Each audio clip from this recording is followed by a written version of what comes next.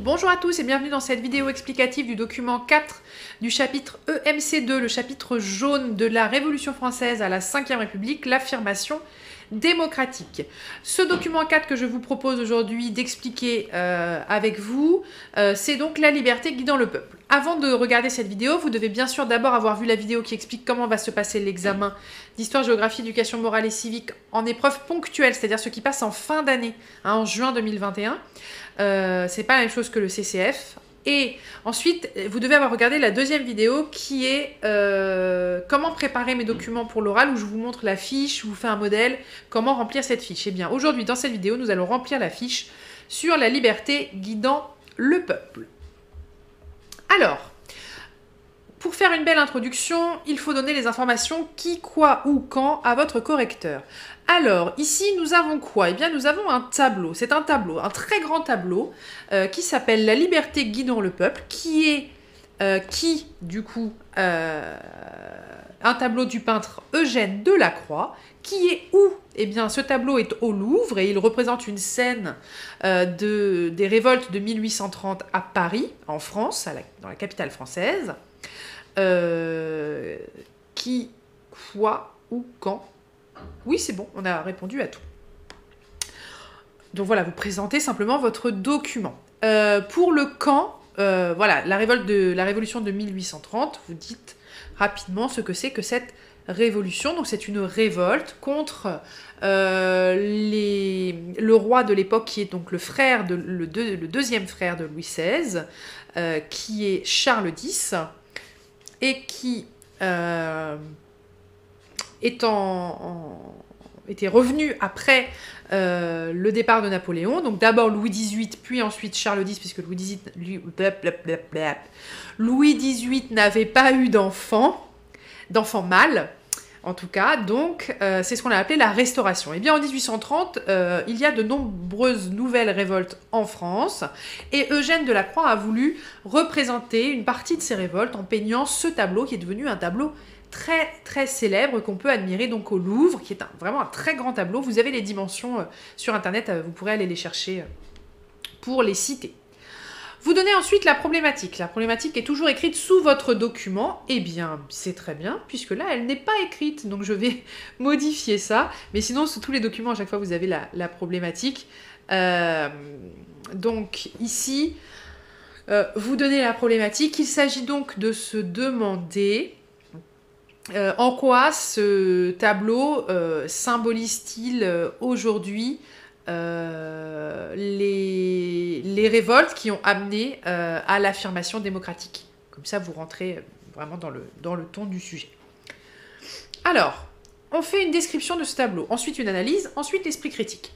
Alors, définition de ce tableau, je vous conseille vraiment d'avoir fait l'atelier qu'on a vu en cours sur la liberté guidant le peuple. Vous aviez des petits drapeaux que vous deviez replacer sur le tableau. Et bien la description, c'est exactement ça.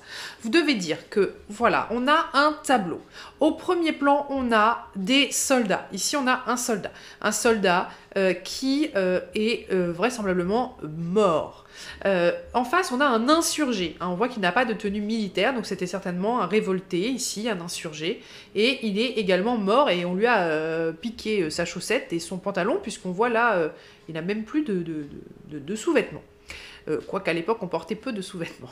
On a ici une révolte du peuple. On le voit parce qu'il y a différents personnages. Ici, c'est un paysan. On le reconnaît parce qu'il porte la ceinture rouge, la chemise bleue, le foulard rouge du paysan.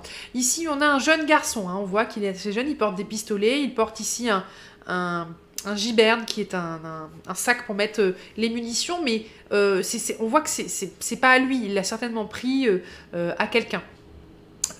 Ici, on a un bourgeois, hein, quelqu'un qui est habillé un peu plus richement, avec un tromblon de chasse, qui était quand même une arme qui coûtait un peu cher, donc c'est quelqu'un qui est dans la société plutôt riche. Puis derrière, on a un ouvrier, hein, avec sa ceinture rouge, on voit ici un tablier, hein, voilà, c'était un ouvrier qui porte un sabre. Pareil, un ouvrier n'a pas de sabre, hein, ça coûte cher un sabre, donc il l'a peut-être pris à un soldat. Derrière, on a différentes personnes qui se révoltent avec différents types d'armes. On a par exemple ici un élève de Polytechnique parce que il a un bicorne sur la tête. Ici, on a un enfant avec un chapeau de police sur la tête, donc il a certainement pris le chapeau à un policier mort dans la rue. On voit qu'ils sont en train de monter sur une barricade. Au milieu, on a cette femme qui représente la liberté avec cette tunique jaune inspirée des tuniques de l'Antiquité, ce drapeau français tricolore qui avait été un drapeau utilisé beaucoup pendant la Révolution française de 1789. On voit qu'on est à Paris. Ici, on a Notre-Dame. Donc voilà, tout ça, vous pouvez le retrouver sur l'atelier où vous aviez vraiment toute la description. Si j'ai oublié de tout dire, vérifiez bien sur l'atelier. Encore une fois, ce que je vous fais là, c'est pas une description, c'est pas une correction parfaite. Si vous voulez avoir tout, regardez ce qu'on a fait dans le cours, regardez les ateliers et regardez aussi dans le Padlet, les 3 autres onglets ici qui vont vous permettre de vraiment comprendre ce tableau, analyser ce tableau. Donc ne regardez pas que cette vidéo pour préparer votre document parce que je ne suis pas Wikipédia. Donc je suis pas Google, j'ai pas toutes les infos, j'essaye de vous faire quelque chose pour vous guider.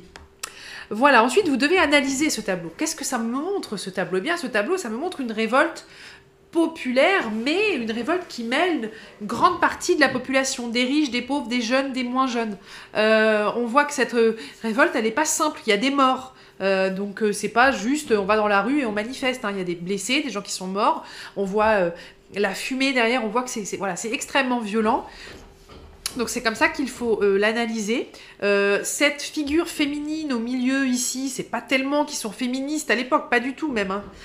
C'est vraiment, ça représente, c'est inspiré des statues grecques, des victoires de l'Antiquité qui étaient souvent comme ça, seins nus.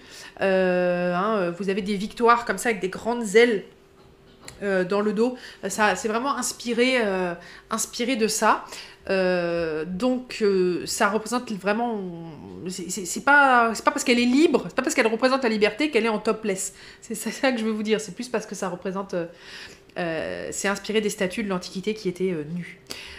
Voilà, on a ce bonnet phrygien qu'on retrouve ici sur cette tête de cette liberté. Alors le bonnet phrygien, c'est un symbole de liberté qui était utilisé pendant la Révolution française, mais surtout ça vient des Romains. C'était le bonnet qu'on donnait aux esclaves pour leur dire qu'ils étaient libérés. C'était le symbole de leur liberté. C'est un peu, quand je fais le cours avec les élèves, en cours, je leur dis toujours, c'est un peu comme la chaussette de Dobby dans Harry Potter. Vous savez, vous donnez une chaussette à Dobby et un vêtement et il est libre. Bon, c'est un peu ça. Ne vous dites pas ça le jour de l'examen, bien sûr, mais voilà, pour comprendre un peu l'idée, c'est ça le bonnet phrygien et c'est devenu le symbole de la liberté.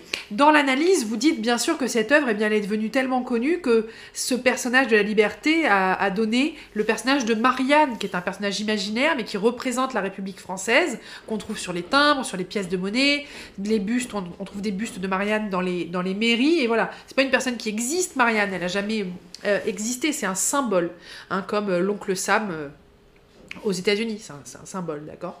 Eh bien, ici, voilà, ce tableau a inspiré donc les Mariannes.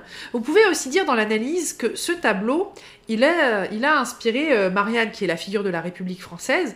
Or, c'est pas un tableau républicain, puisque les gens qui se battent ici derrière ne vont pas instaurer la République.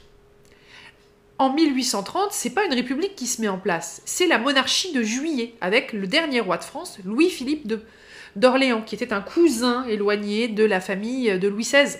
Donc c'est ça aussi qui est intéressant avec ce tableau. Et tout ça, c'est expliqué dans les Padlets, ici, notamment ici, dans cette description. Donc voilà, vous pouvez dire ça. Dans l'esprit critique, vous pouvez dire que ce tableau, eh bien, c'est un point de vue, il n'est pas neutre, c'est le point de vue d'Eugène Delacroix quand il peint ce document. Ici, donc, vous avez justement une émission sur Eugène Delacroix. Vous pouvez redire ce que je vous ai dit, que c'est un tableau qui a été utilisé beaucoup pour représenter la République. Or, c'est pas un tableau républicain, donc ça c'est assez marrant comment il a été finalement récupéré alors que ça ne l'est pas du tout. Aussi, beaucoup de gens pensent que c'est un tableau qui montre la Révolution française de 89. C'est pas le cas, c'est vraiment celle de 1830. Celle-là, c'est la Révolution de 1830. Voilà, vous pouvez mettre ça dans l'esprit critique. Dans la conclusion, nous avons donc vu que ce tableau, donc vous redites, montre une période importante de l'affirmation démocratique en France tout au long du 19e siècle. Vous montrez que ça montre que le 19e siècle, c'est un siècle compliqué au niveau de la politique. C'est un siècle où on expérimente des choses. Et vous faites une ouverture, bien sûr, avec les chapitres d'éducation morale et civique, soit sur la liberté, EMC 2, soit sur la citoyenneté, EMC 1. Hein, vous montrez qu'il y a un lien avec la liberté aujourd'hui, qui est une valeur importante en France pour le MC2. Et pour le MC1, qu'est-ce que c'est qu'être citoyen aujourd'hui en France, dans une république, voilà. Peut-être plus avec le MC2, ça changerait un petit peu, ça peut être intéressant.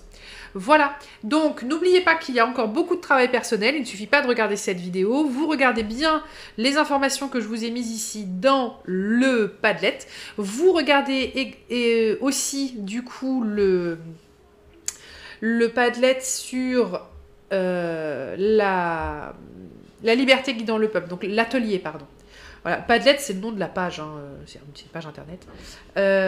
Voilà, la liberté guidant le peuple, elle est ici.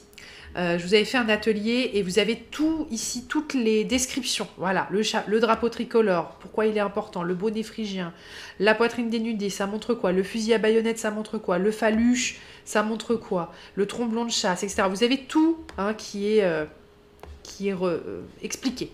Voilà, donc vous pouvez le retrouver sur le site internet, hein, le Padlet. Voilà, bon courage pour la préparation de votre examen. Ciao.